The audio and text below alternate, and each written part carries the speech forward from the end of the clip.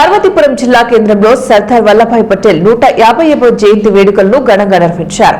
ముఖ్య అతిథిగా జిల్లా నోడల్ అధికారి, రాజ్యసభ సభ్యులు ఎంపీ పాకల సత్యనారాయణ, ఎమ్మెల్యే విజయచంద్ర పాల్గొన్నారు. అనంతరం సభను ఉద్దేశించి మాట్లాడుతూ భారతదేశ ఐక్యతను చాటి చెప్పిన వ్యక్తి సర్దార్ వల్లభాయ్ పటేల్ అన్నారు. స్వాతంత్ర్యం వచ్చిన తర్వాత హైదరాబాద్, ట్రావెల్ కోర్ట్, జమ్మూ కాశ్మీర్, జునాగఢ్ తదితర సంస్థాధిపతులు దేశంలో కలవకుండా స్వతంత్రంగా ఉండేందుకు ప్రయత్నించారన్నారు. హోమ్ మినిస్టర్ గా ఉన్న సర్దార్ వల్లభాయ్ పటేల్ వారిని దేశంలో విలీనం చేసి అఖండ భారతదేశాన్ని నిర్మించారు. ఆయన త్యాగాన్ని గుర్తించి ప్రధాని మోదీ ప్రపంచంలోనే అతిపెద్ద స్టాచ్యూను నెలకొల్పారు. దేశ ఐక్యతను చాటి చెబుతూ స్థానిక ప్రభుత్వ కార్యాలయాల సముదాయం నుంచి గవర్నమెంట్ జూనియర్ కళాశాల గ్రౌండ్ వరకు ర్యాలీ నిర్వహించారు.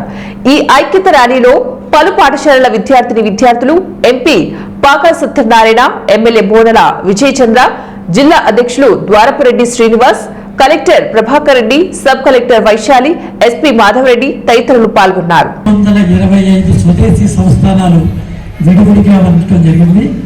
వాటన్నిటి యొక్క సమూహాన్ని ఏర్పాటు చేసేటటువంటి బాధ్యత నాటి ప్రభుత్వంపై పూర్తిగా ఆధారపడి ఉన్నటువంటి తరుణం మనకు అందరికీ కూడా తెలిసింది. ఈ రకంగా ఉన్నటువంటి భారతదేశాన్ని సర్దార్ వల్లభాయ్ పటేల్ గారు హోమ్ మినిస్టర్గా ఉండగా వారు ఒక్కొక్క స్వదేశీ సంస్థానాధీశుడిని అంగీకరింపజేసి ఇండియన్ యూనియన్లో సంతకం పెట్టించి దాదాపుగా భారతదేశానికి ఒక స్వరూపం తీసుకురావడం జరిగింది. కానీ అట్టి స్వరూపం నుంచి కేవలం 4 స్వదేశీ సంస్థానాలు భారతదేశంలో విలీనం కాలేదు. 1 జమ్మూ అండ్ కాశ్మీర్, 2 హైదరాబాద్, 3 జునాగఢ్, 4 ట్రవెన్కోర్. ఈ 4 భారతదేశంలో విలీనం కాని కారణంగా భారతదేశంలో ఐక్యత లోపించేటటువంటి పరిస్థితి మరొకసారి ప్రస్ఫుటమైనప్పుడు సర్దార్ వల్లభాయ్ పటేల్ గారు పోలీస్ యాక్ట్ ద్వారా హైదరాబాద్ మనం అంత గొప్ప వ్యక్తి ఇచ్చిన మెసేజ్ ని దేశం పట్టు, ఆ తర్వాత ఏదైనా దేశం కోసం ఏదైనా చేయాలి, దేశం కోసం ఎలాగైనా ఉండాలి, సాక్రిఫైస్ చేయాలనే వ్యక్తిలో ఆయన ప్రథమ స్థానంలో ఉంటారు.